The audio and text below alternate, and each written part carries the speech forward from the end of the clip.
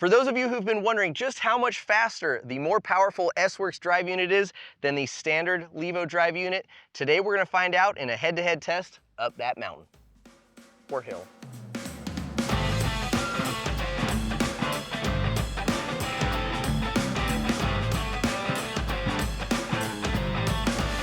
All right, so today's video is going to be an offshoot from our battery killer series, which is where we go out and kill batteries and help you guys understand what sort of range and altitude or elevation gain you can get out of a bike and battery drive unit combo. So what we decided to do as part of that series was see just how different the max range and elevation would be out of a more powerful drive unit compared to the toned down Levo drive unit. And while we were doing that, we decided it could be fun to just make our own video racing from the bottom of this parking lot up to the top of Klein Butte, which is one of our normal test tracks. So while it's not a very long climb or an overly technical climb that requires a lot of skill, we thought that was a pretty good test because it really lets the drive unit shine in and of itself. It's not about line choice or making a corner smooth. It's a pretty straightforward, just grunt and pedal. And the very final ascent is actually rather steep and pretty challenging. So you're really having to let that drive unit work hard in conjunction with your own power output. So it's very interesting to see rider torque and power output versus the drive unit power output and what that meant in terms of a time and percentage differentiator.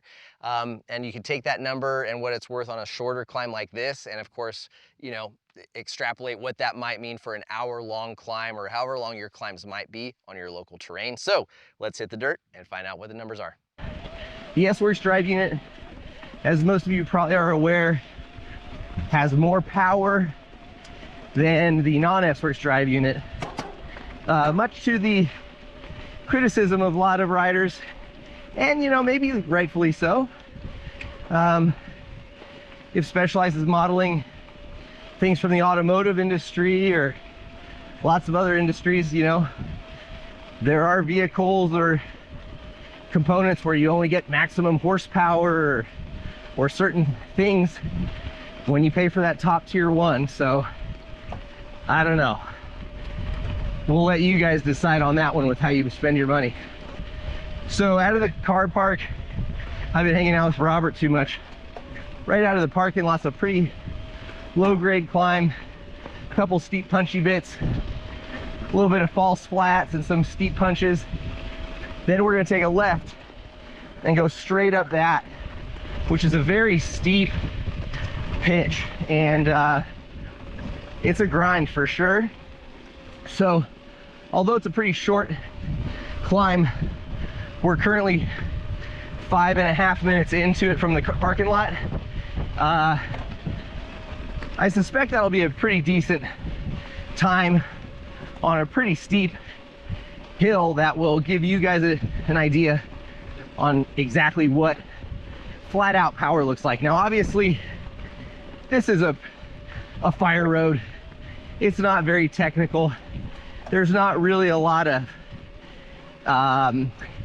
technicality to it, in the sense that flat out power isn't the end all be all, in my opinion and a lot of other riders' opinions, when it comes to drive units. Power management, power delivery, traction control, all of that stuff is, I would argue, equally, if not more important, depending on your application, right? Here, not a big deal.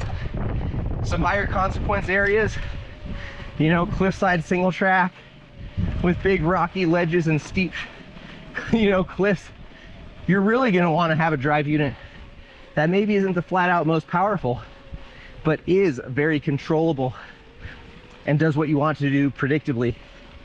So I'll shut up now and focus on the pedaling. All right, what's my heart rate at here? 167 at the moment. Might have been that cup of coffee I got. Let's focus on this 169 heart rate, 6.6 miles an hour.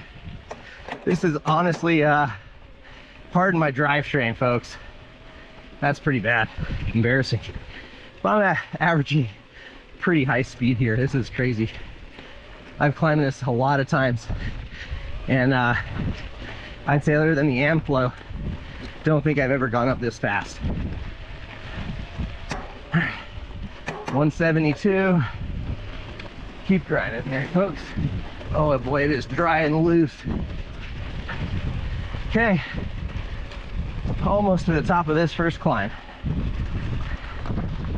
Whew. What do we got? All right, everybody, so made it up 7 minutes 10 seconds, 88% battery, so I used 12% battery, and I made it up here, like I said, in 7 minutes and 15 seconds. Heart rate got up to 172, and average speed was pretty darn high. So I'm gonna drop down, swap bikes, repeat this on the Levo Alloy, which has the lower powered specialized drive unit. So let's go down, see what the time differential is, as well as battery consumption. Let's go for round 2.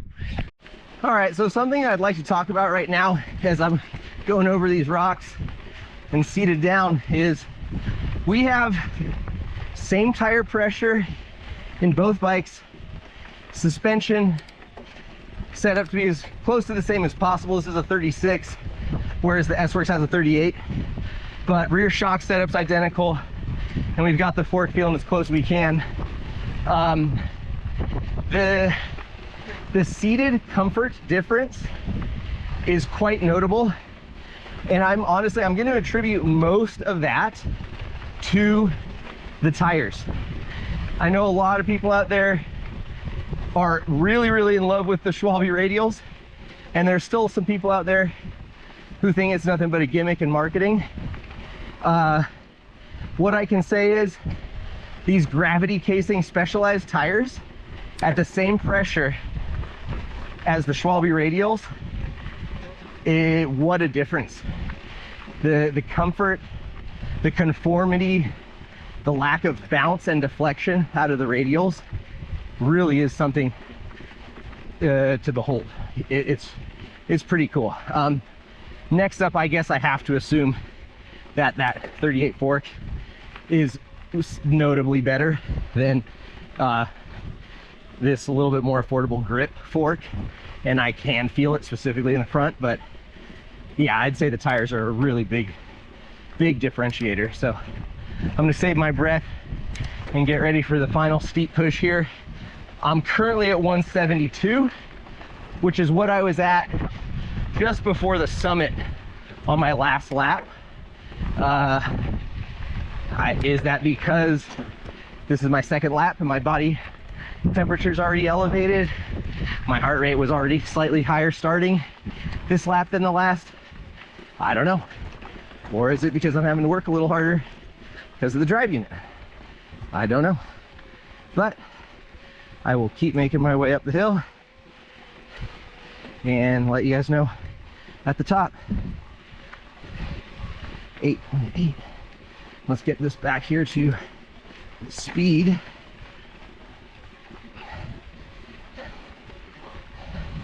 Yeah, I can definitely feel right here. This is a steep pitch, and I'm definitely working a bit harder.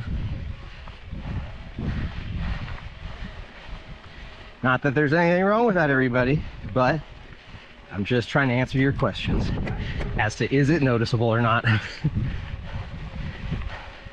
Yeah, I'm at 178 heart rate right now, so I would say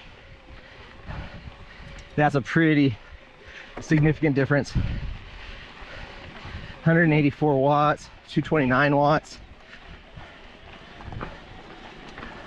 Let's see what I push here. 204, 283, some 289. I'm definitely putting down power. 7.1 miles per hour right there. I want to say I was closer to 10 right there. So, and I instantly was up to speed once I got onto that flatter bit. So let's see what the time says as I near the top. Oh, feeling more of a leg burn for sure. Let's get this over. All right, everybody, drive unit is still hot. So how did we fare on that climb? It was about 20 seconds difference. So not a huge difference, but you know, we're talking, I think it was like, you know, 7.25 versus 7.5 minutes. So, you know, if you're, I think that's about 10% roughly. So if you're doing an hour-long climb, you know, that's a 10-minute difference between you and your buddy.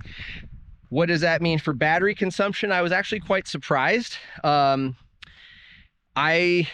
am within the same percent. So, you know, without really being able to like really get into the details, you know, I'm at 87% on the last bike. I finished at 88%.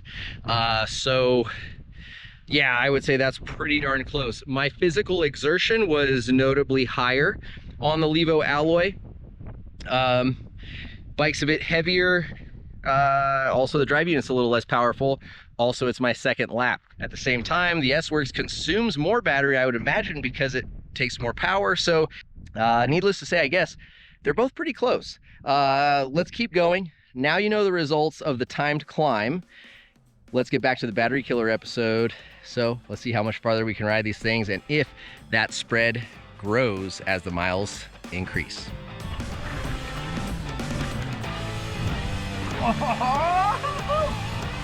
Coop watching outside.